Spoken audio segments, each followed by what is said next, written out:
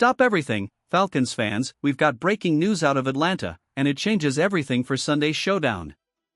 The Commanders are limping into Mercedes-Benz Stadium without two of their most important stars, and the Falcons smell blood. But don't think for 1 second this will be easy, because the man lining up under center is someone Atlanta knows all too well. Washington has officially ruled out rookie quarterback Jaden Daniels, who's still recovering from the knee injury he suffered back in Week 2 against Green Bay. He tried to practice this week, but the doctors shut him down, he's just not ready. And that means only one thing, it's Marcus Mariota time. Yes, the same Mariota who started 13 games for the Falcons in 2022, the same Mariota who once heard the Atlanta crowd cheer and boo his every throw. Now, he's back in the building, but this time, he's wearing enemy colors. And don't underestimate him. Last week, Mariota was sharp. He went 15 of 21 for 207 yards, threw a 43-yard touchdown, and even ran one in himself. He may not be flashy anymore, but he's still dangerous, and Atlanta's defense knows it. Safety Jesse Bates said it best this week, it doesn't matter if it's Daniels or Mariota, both guys can extend plays. That means the Falcons have to lock Mariota in the pocket, take away his legs, and make him win as a passer. But that's not the only blow for Washington. Their top weapon, Terry McLaurin, has been ruled out with a quad injury. That's huge. Without him, the Commanders' passing attack looks completely different and a lot less scary. So here's where things stand, Washington is 2-1, but they're heading to Atlanta without Daniels and without McLaurin. They're wounded, they're short-handed, and the Falcons have a chance to strike hard. Now, what about our side? The Falcons' final injury report wasn't perfect. The bad news? A.J. Terrell is out again with a hamstring injury. That's a massive loss for the secondary, but veteran D. Alford will step up, and so far, he's been holding his ground. On top of that, KhaDarel Hodge and Nathan Carter are also sidelined. That stings for special teams, but in Atlanta, it's always next man up. High voltage, what do you think, Falcons fans? Does Mariota worry you in this matchup, or do you see this as Atlanta's chance to dominate? Drop your confidence level in the comments below. But it's not all bad news in Atlanta, in fact, there are some reasons to feel good heading into this matchup. The Falcons are getting a few reinforcements back, and those returns could make a real difference. First, Jamal Agnew. The veteran return man was back on the practice field this week, and all signs point to him being ready to roll on Sunday. That's huge.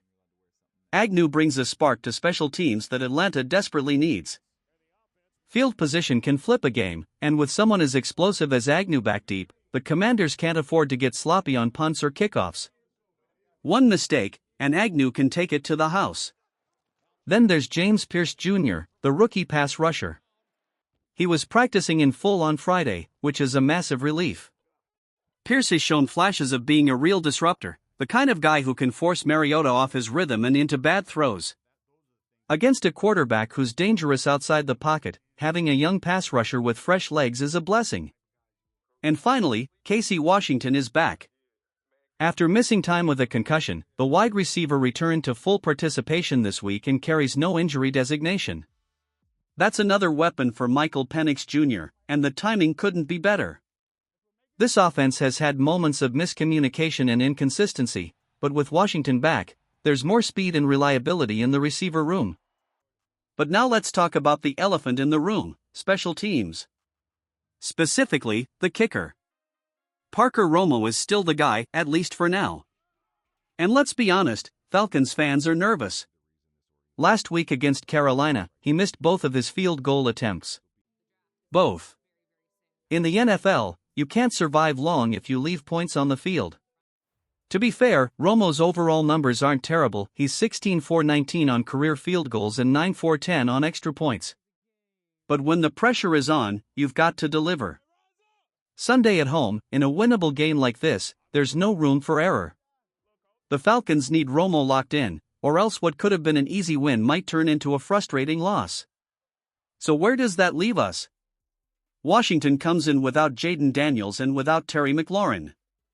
Atlanta is missing A.J. Terrell but getting back Agnew, Pierce Jr., and Casey Washington. Romo is still under the microscope, and all of this adds up to one thing: this is a golden opportunity for the Falcons. But to seize it, Atlanta has to play sharp, focused football. Here are the keys to victory. Keep Marcus Mariota contained.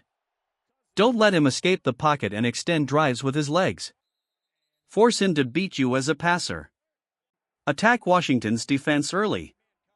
They're ranked 20th overall, and without McLaurin, their offense won't be able to keep up if the Falcons jump out to an early lead. Run the ball with Bijan Robinson and Tyler Allgeier. Pound the rock, set the tone, and open up play action so Penix Jr. can hit throws downfield. Wide receivers must step up. No more sloppy routes, no more costly drops. Play clean, fundamental football. Win on special teams. Romo has to convert his chances, and the return game has to protect the ball. A special teams miscue can flip momentum instantly.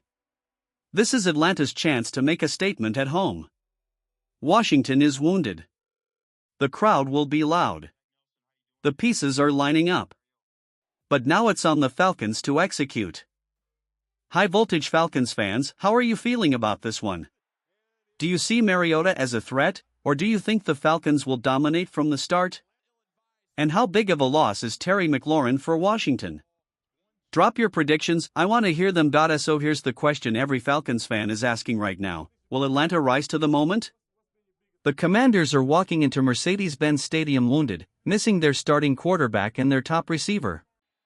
The Falcons have their own challenges, but they've also got the home crowd, fresh energy with key players returning, and a chance to take control of their season. This is where great teams separate themselves. Not just by talent, but by focus, discipline, and the will to dominate when opportunity knocks. The defense has to be relentless. The offense has to play smart and sharp. And the special teams? They cannot afford a single mistake. If Atlanta brings that kind of fire, this could be the game where everything starts to click. The question isn't just can the Falcons win? The real question is, will they send a message to the rest of the NFL that this team is for real? Sunday, under the lights of Mercedes-Benz, we'll find out.